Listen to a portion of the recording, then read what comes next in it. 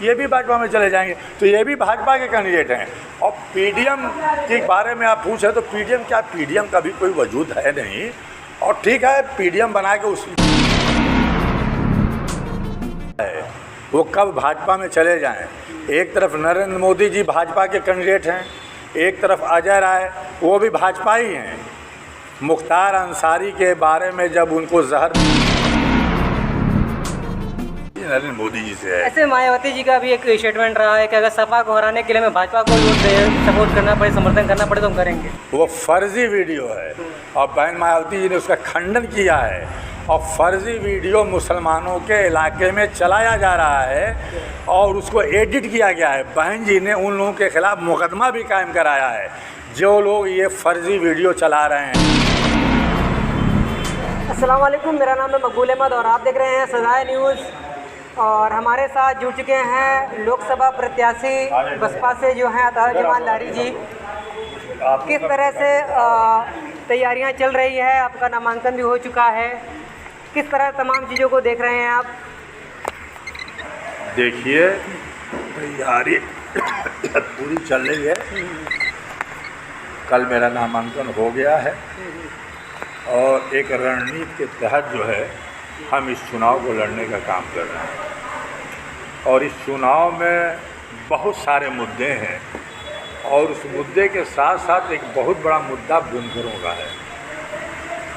देखिए, चाहे कांग्रेस की सरकार रही हो, चाहे आज भाजपा की सरकार रही हो, इन सरकारों ने हमेशा बुनकरों को छलने का काम किया है, धोखा देने का काम किया है।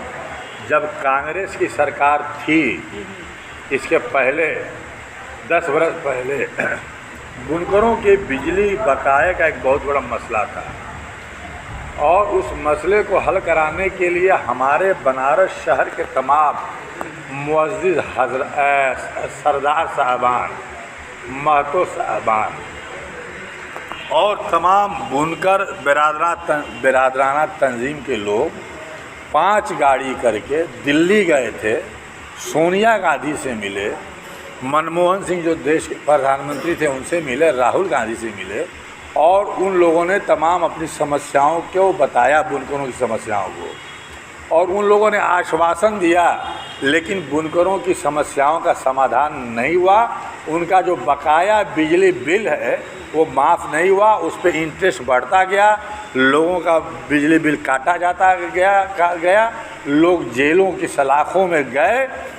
और उसके बावजूद फिर भी एक बुनकरों के साथ धोखा ये हुआ कि जब राजेश मिश्रा यहाँ के सांसद थे, हम हार गए थे, वो जीते थे और तमाम बुनकर बिरादरी के लोगों ने उनको जिताने का काम किया था। हम देहात से जीत के आज शहर से हार गए थे। उन्होंने एक वादा किया कि हम बुनकरों का बिजली का बिल जो बकाया है, जो कर्ज है, उसको माफ़ करा देंगे। और शायद आप लोगों को भी याद होगा, आपको याद हो ना हो, नेशनल इंटर कॉलेज में बुनकरों की एक मीटिंग बुलाई है और तमाम बुनकर बिरादराना तंजीम के सरदार साहबान, महतो साहबान, तमाम लीडरान गए। उसमें जयराम रमेश मिनिस्टर थे, उनको बुलाया गया और राजेश मिश्रा ने कहा कि सबका ऐलान होगा माफ़ी का, बिजली के बिल का। लेकिन जयराम रमेश ने कहा कि हमारे पास कोई पूंजी नहीं है कि हम बुनकरों के बकाया बिल की जो कर्ज है उसको माफ़ कर दें। और वहाँ भी बुनकरों के साथ धोखा हुआ। और आज भी मोदी जी की सरकार है, उस सरकार में भी बुनकरों को चला जा रहा है, धोखा दिया जा रहा है।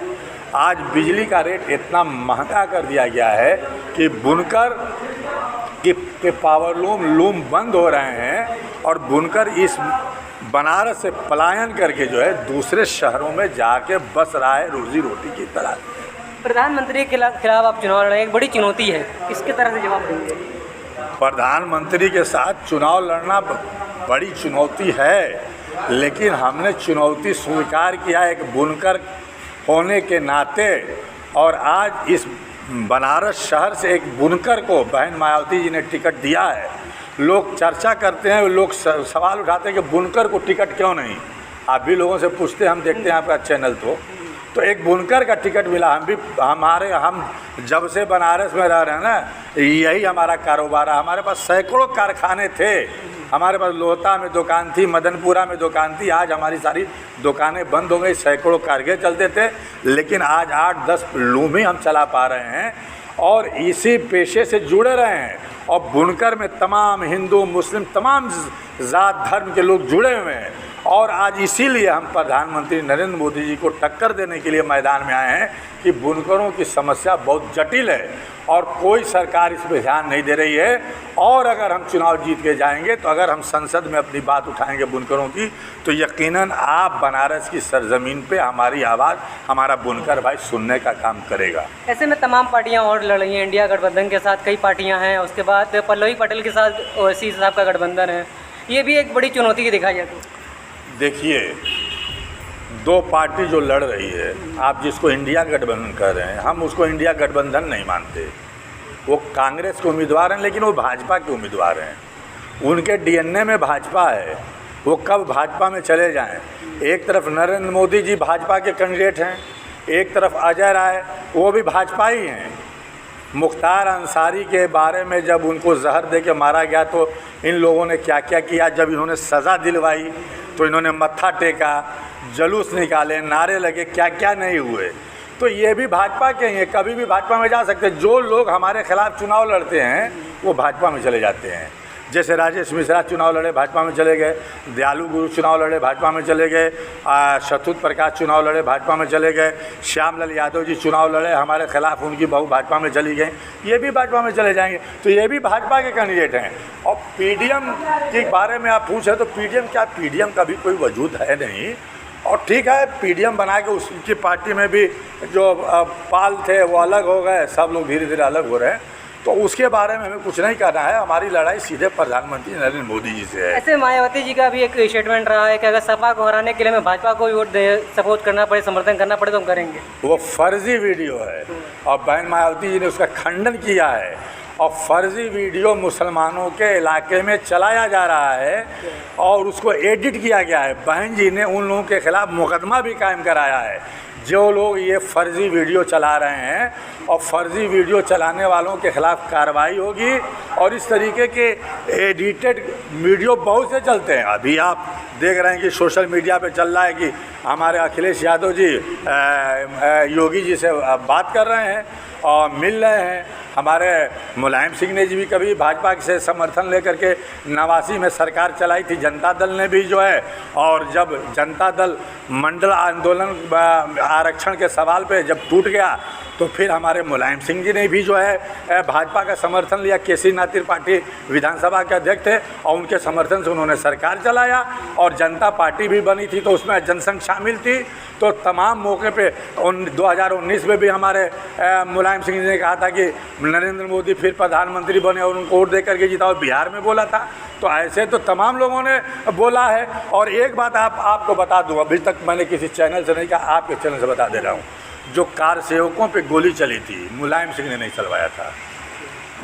वो गोली सीआरपीएफ और बॉर्डर सिक्योरिटी फोर्स के जवानों ने चलाया था। उस वक्त देश के गृह मंत्री मुफ्ती मोहम्मद सईद थे, उनके आदेश पे चला था। और मुफ्ती मोहम्मद सईद हमारे बहुत करीबी रहे हैं, हम उनके साथ, वो जब भी आते तो हमारे घर के से खाना पानी सब जाता था। 1 महीना उनके साथ मैं घूमा हूँ। उनका कहना था कि हम फ़ोन कर कर के थक गए, मुलायम सिंह जी अंडरग्राउंड हो गए थे और उनसे बात नहीं हुई तो हमको मजबूरन जो है गोली चलवाने का आदेश देना पड़ा। ये भाजपा के लोगों ने प्रचारित किया। तो आज मुस्लिम समाज ये समझता है कि मुलायम सिंह जी ने गोली चलवाई थी। उन्होंने तो कार सेवकों को बस करके अयोध्या भेजने का काम किया था। लखनऊ के पक्षी विहार गेस्ट हाउस में उमा भारती और विजय राजे सिंधिया बुला के उन्होंने उनके साथ मीटिंग की थी। किसी को नहीं मालूम है, आज मैं बता दे रहा हूँ। इसे अभी टिकट जो आपको मिला है, नियाज अली मंजू साहब को मिला था, पहले आपको फिर नियाज मंजू साहब को मिला, उसके बाद फिर आपको मिला। और नामांकन के बाद भी बसपा पार्टी के नामांकन के बाद भी टिकट कट जाता है, ऐसा भी सुनने में आ रहा है। हमें तो नहीं मालूम है भाई कि नामांकन के बाद भी कट जाता है। कोई ऐसा हो तो बताइए जरा, हम भी जाने। हम भी देखे थे कोई सोशल मीडिया पे। किसका कटा है, किसका कटा है नामांकन के बाद, किसका कटा है? जो भी कटा होता है नामांकन के पहले कटता है। और बहन जी जिसको सूटेबल, बेहतर, बढ़िया उम्मीदवार समझती हैं उसको टिकट देने का काम करती हैं। हमको उन्होंने टिकट दिया था लेकिन कुछ गलतफहमियां पैदा कराई गई, जिसके वजह से उन्होंने उसकी जांच कराई और वो सब बातें गलत साबित हुई, तो फिर उन्होंने दोबारा हमको जो है हमारा नाम का ऐलान कर दिया। उन्होंने कहा कि हम लारी जी के साथ नाइंसाफ़ी नहीं होने देंगे, और फिर हम चुनाव मैदान में हैं, नामांकन हो गया है और हमको सिंबल मिल गया है, सिंबल जमा हो गया है। तो अब इस तरीके की जो लोग अफवाह फैला रहे हैं, तो कांग्रेस के लोग हैं वो अफवाह फैलाएंगे, क्योंकि उनके ज़मीन के नीचे से जो है, पैर के नीचे से ज़मीन खिसक चुकी है, तो कुछ न कुछ तो अफवाह फैलाएंगे ना। तो अफवाह फैलाने दीजिए, जब आखिरी दौर आएगा, जब पर्चा सबका वापस हो जाएगा, सिंबल मिल जाएगा, तो आपको पता चल जाएगा। ठीक है, वो तो बहुत अच्छा लगा बात करें, बड़ी बेबाकी से अतार जमाल लारी जी ने अपना बयान दिया है। तो मिलते हैं अगली अपडेट में। चैनल पर नए हो चैनल को लाइक करें, सब्सक्राइब करें, दोस्तों के साथ शेयर करें।